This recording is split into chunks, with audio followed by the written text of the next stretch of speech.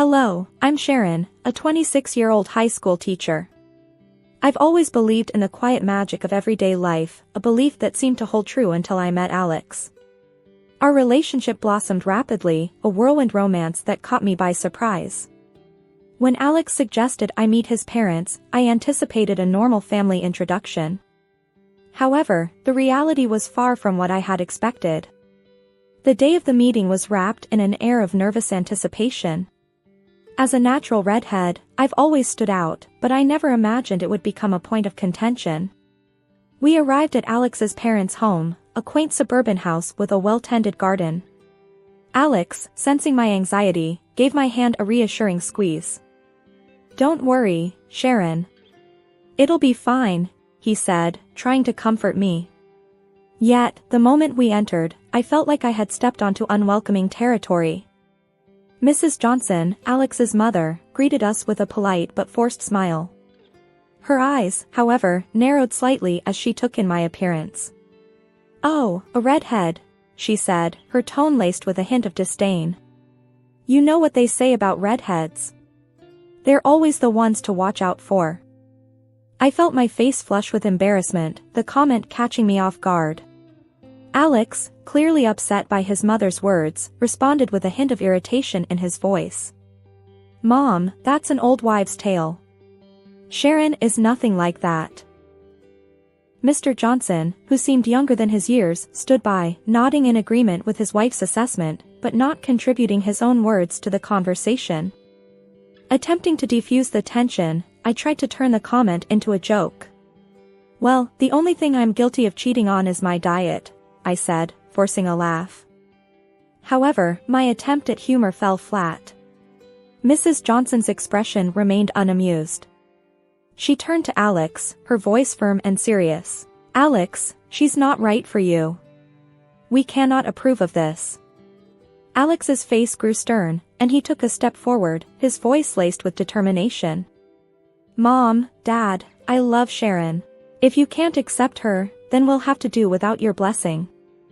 The rest of the visit passed in a blur of strained politeness and unspoken judgments. As we left, I couldn't shake off the feeling of being unfairly judged and labeled, all because of my hair color. After the unsettling encounter with Alex's parents, we decided to have a small, intimate wedding. It was just us and a few close friends in a little chapel downtown. The absence of Alex's family hung in the air, but we were determined to make the best of our day.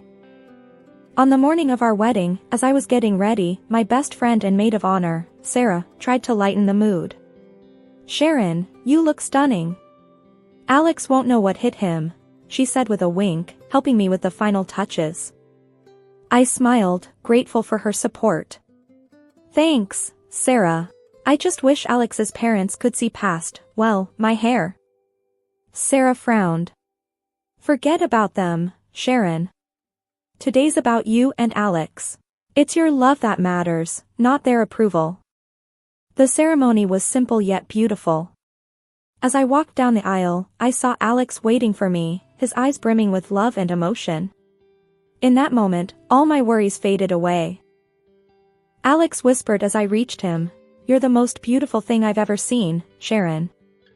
During the vows, Alex held my hands tightly. "Sharon, I may not have my parents here today, but standing with you, I know I have everything I need. You're my family now," he said, his voice cracking with emotion. I replied, my own voice filled with emotion, "Alex, I promise to stand by you, through challenges and joys. Your heart is my home." After the ceremony, our little group celebrated at a local restaurant. The laughter and joy around us were a stark contrast to the rejection we'd faced. Yet, in that small, cozy setting, I felt a sense of peace and belonging. As we cut the cake, Alex said jokingly, "Well, I guess this makes us official partners in crime now, right? Partners against the world?" I laughed, feeling a surge of happiness and love. "Absolutely, partners against the world." That night, as we returned home, Alex held me close. "Sharon, I know today wasn't what we initially dreamed of. But having you by my side makes it perfect." I nestled into his embrace, feeling a sense of completeness. Our quiet wedding, though not grand, was a profound declaration of our love and commitment, a testament to our strength together, despite the odds. After the wedding, Alex and I hoped things would settle down, but the dinners at his parents' house only grew more tense. Each visit was like walking on eggshells, with his mother's thinly veiled comments and the forced politeness of his father. One evening, we were sitting around the dinner table with Mr. and Mrs. Johnson and a couple of their friends. The conversation inevitably turned to gossip, and Mrs. Johnson's friend, Mrs. Blake, started a story about a neighbor. And would you believe it? Caught red-handed, cheating with the gardener. And she was a redhead too, Mrs. Blake exclaimed, casting a sly glance my way. I felt my face heat up. Trying to remain composed, I said, well, hair color hardly determines someone's character. Mrs. Johnson chimed in, oh, but you know how it is with stereotypes. There's always some truth to them. Alex, noticing my discomfort, quickly tried to change the subject. Mom, how about we talk about the new garden you were planning? Sharon has some great ideas for landscaping. But the damage was done. The insinuations hung in the air, making the rest of the dinner extremely uncomfortable. As we were leaving, I couldn't help but express my feelings to Alex. I can't keep doing this. It feels like they're judging me all the time. Alex sighed, a look of frustration crossing his face. I know, Sharon, and I'm sorry. I just don't understand why they can't give you a chance. On the drive home, we were both quiet, lost in our thoughts. The constant strain of these dinners was taking a toll on me, and I wondered how long we could endure this. The dinners at Alex's parents' house had always been a source of anxiety for me, but they became increasingly difficult when his mother started asking me uncomfortable questions. One such evening, I had reluctantly agreed to accompany Alex, hoping things might be different. But as we sat down for dinner, Mrs. Johnson's intrusive questioning began. So, Sharon, tell me about your work. How many male teachers are there at your school? Mrs. Johnson asked, her tone casual but her eyes sharp. I was taken aback by the directness of her question. There are a few, but I haven't really counted. Why do you ask? Mrs. Johnson leaned forward, her voice laced with insinuation. Just curious. Any of them particularly handsome? I could feel my face flush with discomfort. I really don't think of my colleagues that way, I replied, trying to keep my voice even. Alex, noticing my discomfort, chimed in, Mom, why does that matter? Sharon's committed to me, and that's all there is to it. Mrs. Johnson waved her hand dismissively. I'm just making conversation, dear. No need to get defensive. The dinner continued in this vein, with Mrs. Johnson probing and me trying to deflect her questions. It was clear she was insinuating something about my fidelity, which was both insulting and baseless. On our drive home, I expressed my feelings to Alex. I can't believe your mom. Her questions tonight were completely out of line. I felt like I was being interrogated. Alex sighed, his hand tightening on the steering wheel. I know, Sharon, it's ridiculous. I don't understand why she's acting like this. That's it, Alex. I don't think I can go back there. It's too much for me, I said, the decision weighing heavily on me but feeling necessary for my own peace of mind. Alex was silent for a moment before responding, I get it, Sharon. And I'm sorry.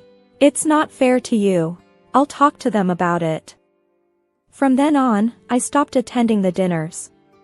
Alex would go alone, and each time he left, I felt a mix of relief and sadness. Relief that I didn't have to face the awkwardness, and sadness at the rift growing within his family because of me. It had been several weeks since I decided to step away from the uncomfortable dinners at Alex's parents' house.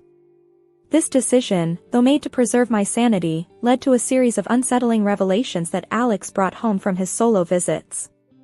Each account seemed more incredulous than the last, leaving us in a state of constant bewilderment and frustration. One such evening, as we curled up on our sofa, the comforting warmth of our home contrasted sharply with the cold tension Alex had carried back. He seemed particularly distressed, his normally calm demeanor replaced by a look of utter disbelief. "Sharon, I'm not sure how to even start explaining what happened tonight," Alex said, his voice heavy with unease. "What happened?" "You look really upset, Alex," I replied, my heart starting to race with worry. He took a deep breath, choosing his words carefully. "You know I've been going to these dinners alone, right? Well, tonight, Mom took it to another level. She had invited several young women over. It wasn't just a friendly gathering, Sharon. It felt like she was setting up dates for me, as if I wasn't already married." I felt a mix of shock and disbelief wash over me. Setting up dates? But why would she do that? Does she not realize we're married and committed to each other? I tried to make sense of it all, Alex continued, his frustration growing. I asked her outright why she was doing this. Her response was simply that she wanted me to keep my options open. As if our marriage was just a temporary arrangement. Options open? I echoed, incredulous. That's absurd, Alex. We took vows. This isn't some casual fling that she can just dismiss. Alex nodded, his hands clenched in frustration. Exactly. I told her that I'm committed to you, that you're my wife and I love you. But she just seemed to brush it off, as if our marriage was some sort of juvenile phase. The conversation left us both reeling. The next morning, as I recounted the incident to my friend Sarah over a cup of coffee, her reaction mirrored my own. "That's outrageous, Sharon. How can his mother blatantly disrespect your marriage like that? It's almost like she's trying to sabotage it," Sarah exclaimed, her eyes wide with shock. "I don't know, but I can't keep dealing with this.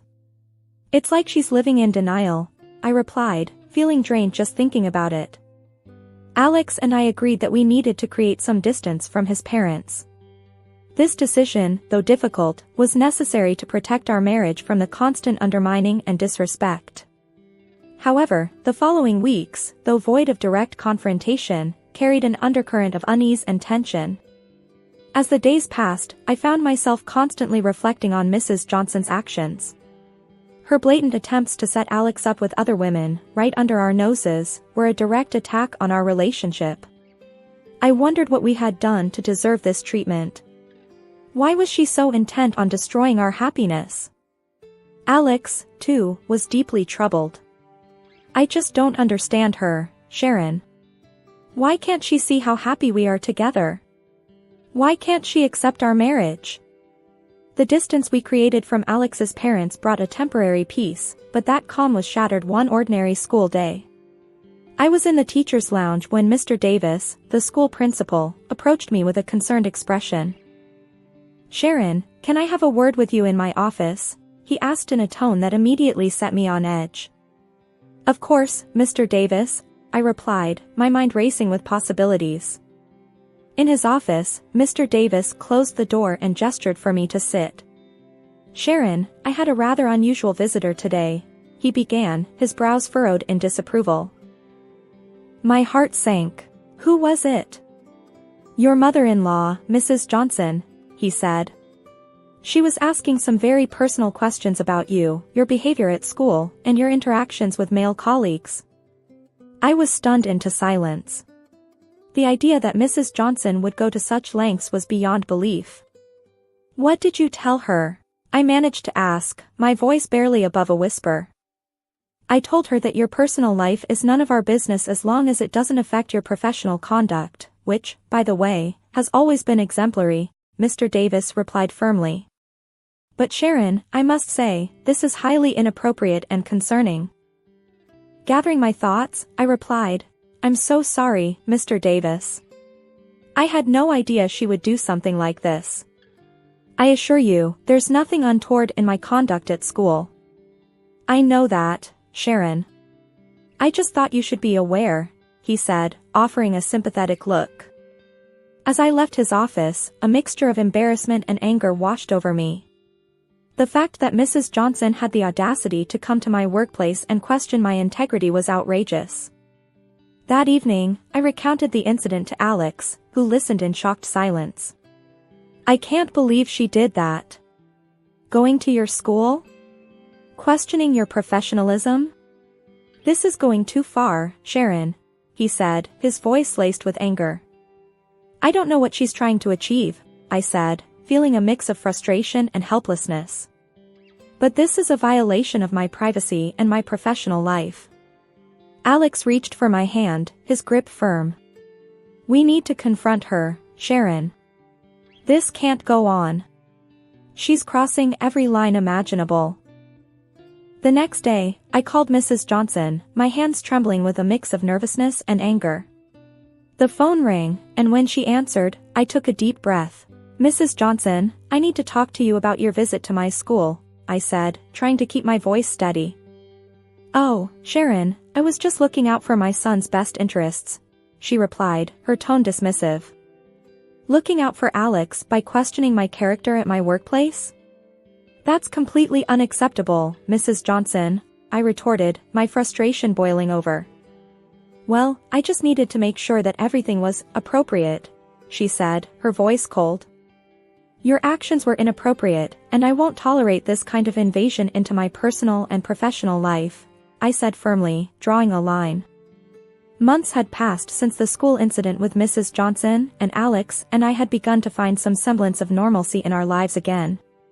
That fragile peace was shattered one evening when Mrs. Johnson unexpectedly appeared at our doorstep, her face twisted into a triumphant smirk.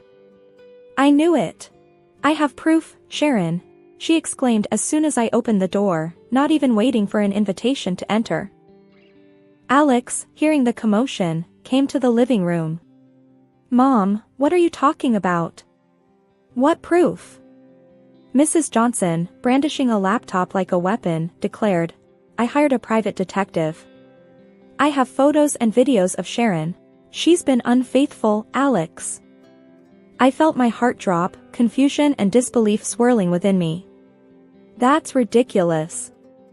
I've never been unfaithful, I protested, my voice firm despite the shock. Ignoring my protest, Mrs. Johnson opened her laptop, revealing a series of photos of me sitting in a cafe with a man sporting bright red hair. Look at these, Alex. See for yourself. Alex and I leaned in to look at the photos. After a moment, we couldn't help but burst into laughter, much to Mrs. Johnson's confusion. That's my brother, Mrs. Johnson, I explained between laughs. He's visiting from out of town. Mrs. Johnson's triumphant expression faltered. Your brother? Yes, my brother, I repeated, still chuckling. We both have the same bright red hair, remember? Alex, now frowning, asked to see the videos.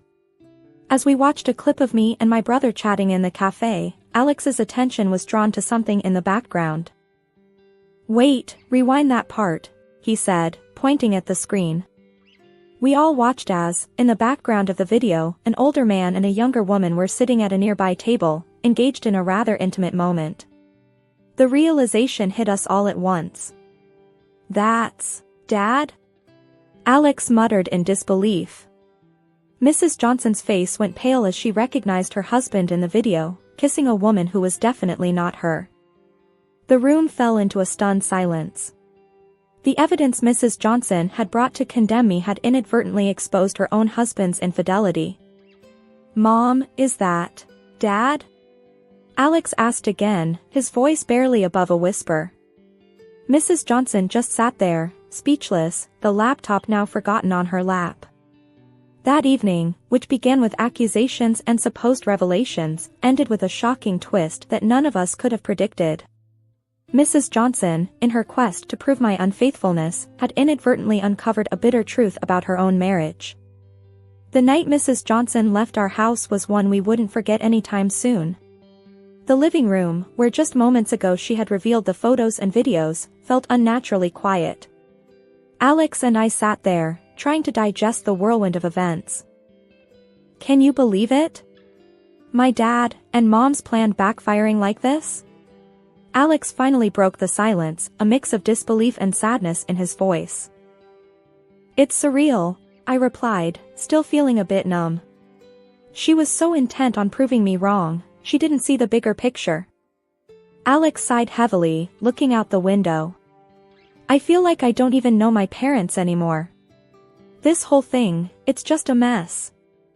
I nodded in agreement, feeling a pang of empathy for him. I'm sorry, Alex. This must be really hard for you. He turned to face me, his expression softening. You know, in a weird way, I'm grateful for your strength through all this. You could have easily walked away from the drama. I reached out, taking his hand in mine. I wouldn't do that. We're in this together, remember? Over the next few days, Alex's phone was bombarded with calls and messages from his mother. She was frantic, seeking someone to confide in, but Alex wasn't ready to talk. He needed time to process the betrayal and the unraveling of his family. One evening, as we were prepping dinner, Alex brought up the subject again. I spoke to Dad today, he said, chopping vegetables a bit more forcefully than necessary. And, how did that go? I asked, curious yet apprehensive. He admitted everything. Said it had been going on for a while.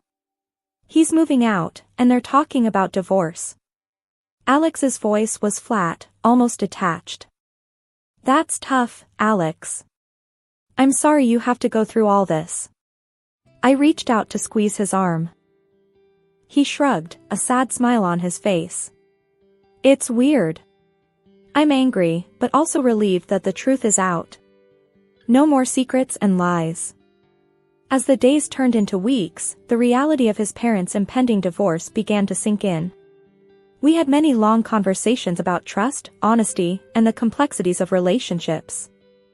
One night, curled up on the couch, Alex shared his thoughts. You know, Sharon, all this with my parents, it's made me realize how important honesty is. And how much I value what we have. I leaned against him, feeling a sense of solidarity. I agree. It's been a roller coaster, but it's also shown us how strong we can be together. Exactly. We've weathered this storm as a team. It's not been easy, but I feel like we can handle anything now, Alex said, a note of determination in his voice. In the weeks that followed, we saw less of Mrs. Johnson. The revelation of her husband's affair and the subsequent fallout had taken its toll on her. Despite everything, I couldn't help but feel a twinge of sympathy for her. But still I couldn't forgive her. Not now. Maybe someday I'll be able to forget about what she did to me. Today, I am completely passionate about my husband, and we are expecting a baby soon. And who knows, he'll probably be as red-haired as me.